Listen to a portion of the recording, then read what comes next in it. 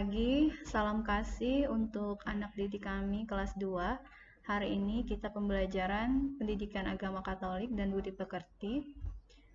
Dengan tema yang kita ambil untuk pembelajaran hari ini adalah pelajaran 3, yaitu bermain bersama dengan teman. Nanti silakan anak-anak sambil melihat LKS di halaman 13 sampai dengan 14. Sambil Ibu menjelaskan, silakan kalian melihat LKS, bisa dibantu dan dibimbing oleh orang tuanya. Kita akan mulai proses pembelajaran pada hari ini. Materi yang pertama, anak-anak Ibu yang terkasih dalam Tuhan, banyak manfaat yang bisa kita dapatkan dari kegiatan bermain bersama teman. Ya. Dengan bermain, kita dapat bergembira bersama dengan teman. Kemudian kita dapat berlatih untuk bekerja sama, belajar dari teman tentang permainan yang baru, kemudian membangun persahabatan. Jadi ini adalah manfaat yang dapat kita peroleh apabila kita memiliki teman. Dan Ibu yakin anak-anak Ibu di rumah pasti semuanya memiliki teman. Apalagi kalau nanti kita sudah bisa sekolah seperti biasa, nah teman-temannya akan semakin banyak, akan semakin bertambah. Jadi, kita mempunyai teman itu, seperti yang tadi Ibu jelaskan, kita bisa bergembira. Siapa sih yang tidak gembira punya teman? Ya, kita pastinya senang, bisa tertawa, bermain bersama dengan teman kita. Kemudian bisa berlatih untuk bekerja sama, misalnya kalau kita punya teman, bagaimana teman kita bisa membantu kita menyelesaikan pekerjaan di rumah misalnya. Misalnya kamu sedang dikasih tugas sama gurumu untuk belajar kelompok. Nah, ketika sudah belajar kelompok, berarti kamu tidak bekerja sendiri. Kamu bekerja bersama dengan teman. Nah, di saat bekerja bersama dengan teman, di situ kamu melatih bekerja sama. Jadi kamu tidak bekerja sendiri, ya. Ada temanmu yang membantu kamu. Nah, kemudian belajar dari teman tentang permainan baru. Ya, mungkin yang selama ini kamu kenal, mungkin permainannya main petak umpet atau bermain gasing atau bermain mainan kucing dan tikus. Nah, kalau punya teman yang baru, mungkin kamu dapat belajar permainan yang baru, yang lebih asik, lebih menarik, ya. Dan ingat, bermain itu ada waktunya, bukan setiap saat atau setiap hari, ya. Ada jam-jamnya. Kalau misalnya di sekolah, kamu kapan boleh bermain? Pada saat kamu istirahat, ya. Pada saat jam istirahat, di situ kamu boleh bermain. Tapi ketika di dalam kelas, ketika sedang belajar, kamu tidak boleh bermain di dalam kelas supaya tidak mengganggu proses pembelajaran. Itu ya. Di rumah juga begitu. Pada saat jam tidur, kamu ya tidur. Tidak boleh ribut, tidak boleh bermain. Itu ya. Jadi gunakan waktu bermain dengan baik dan harus melihat jamnya. Kalau jam orang tidur, jangan kamu bermain. Kasihan nanti temanmu atau tetangga kamu sedang tidur, kamu malah bermain. Itu tidak baik. Nah, kemudian membangun persahabatan. Ya, kamu bisa punya sahabat dengan ketika kamu punya teman. Sahabat itu artinya orang yang selalu ada di saat kamu membutuhkan, di saat kamu senang pun dia juga ada. Itu namanya sahabat. Ya. Dan bisa sampai di sini Ibu rasa kalian bisa memahaminya ya. Nah, kemudian slide selanjutnya. Bermain bersama lebih menggembirakan dibandingkan bermain sendiri. Udah jelas ya.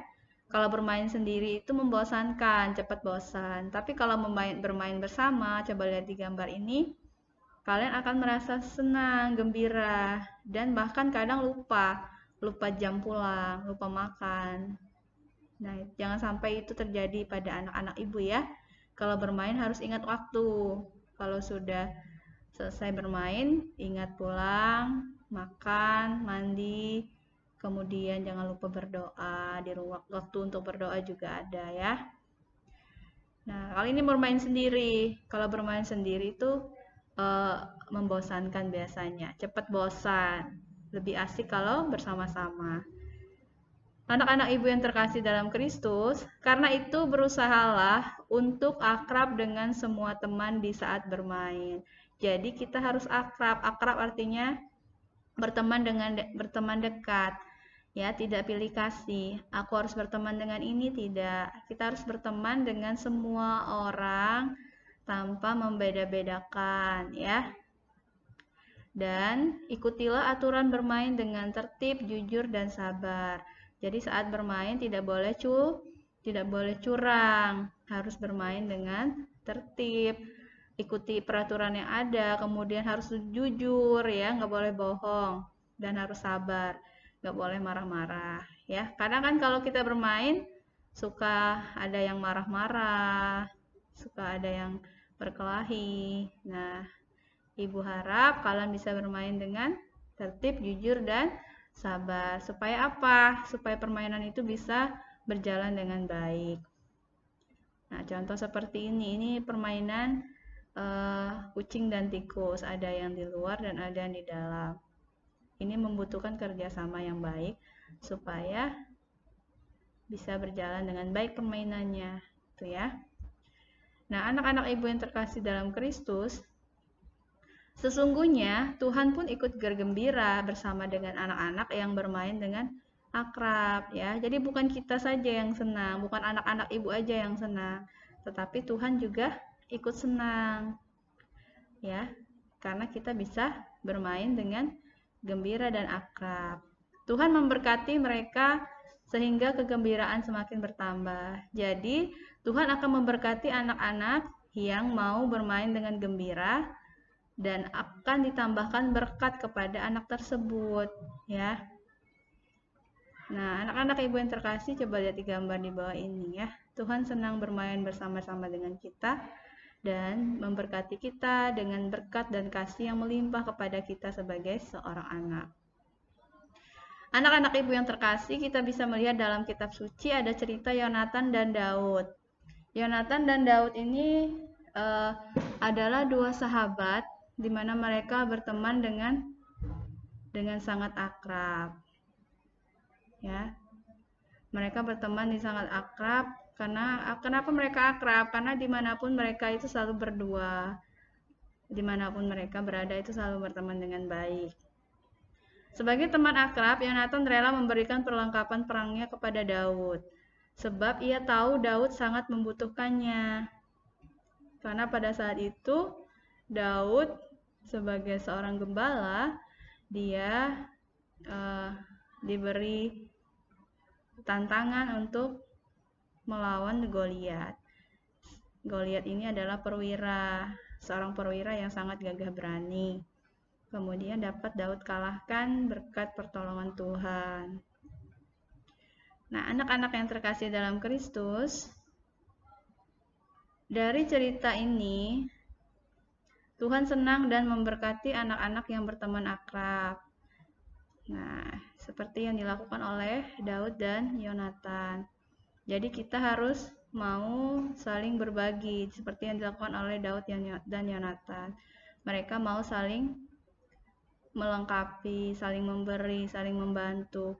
Jadi misalnya kamu di sekolah atau kamu di rumah, temanmu mengalami kesulitan, mungkin dia butuh pensil. Kalau kamu punya pensil lebih, kamu kasih pinjam. Tapi kalau misalnya temanmu butuh bantuanmu mengerjakan ada tugas yang tidak paham, kamu bantu menjelaskan, begitu ya. Harus saling membantu. Nah, kemudian cintai temanmu, cintai teman kamu, dan jangan bermusuhan dengan siapapun juga. Ini adalah kunci kalau kita mau berteman dengan baik dengan siapapun ya. cintai teman kamu seperti kamu mencintai dirimu sendiri ya. Nah, lihat ini contoh bagaimana dia mengasihi temannya, dan ini bagaimana Yesus begitu mencintai anak-anak. Jadi anak-anak ibu yang terkasih, untuk hari ini ibu rasa cukup sekian untuk pembelajarannya. Kita sekarang akan lihat tugas untuk di rumah. Perhatikan gambar ini ya, perhatikan gambar. Ini adalah ada gambar ya. Kalian lihat di sini ada 3 anak, ini ada lompat tali. Dan jawab pertanyaan yang ibu berikan di sini. Pertama, apa yang sedang anak-anak lakukan pada gambar tersebut? Ini sedang ngapain mereka bertiga ini? Kalian jawab ya. Kemudian yang kedua, permainan apa yang sedang mereka lakukan? Sedang main apa mereka ini? Dan yang terakhir, tuliskan doa Salam Maria sebagai bentuk syukur karena kamu sudah memiliki teman yang baik. Jadi ungkapan terima kasih kita buat dalam doa Salam Maria. Ini kalian jawab di buku latihan agama, kemudian difotokan dan dikirim ke WA ibu ya.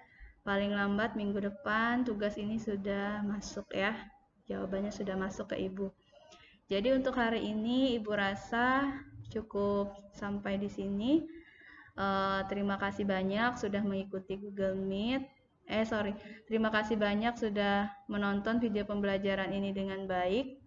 Ibu harap kalian tetap menjaga kesehatan, dan paling penting jangan lupa berdoa supaya kita selalu diberkati Tuhan dan dijauhkan dari segala mara bahaya. Tetap semangat, salam sehat dari Ibu. Tuhan Yesus memberkati kita semua. Amin.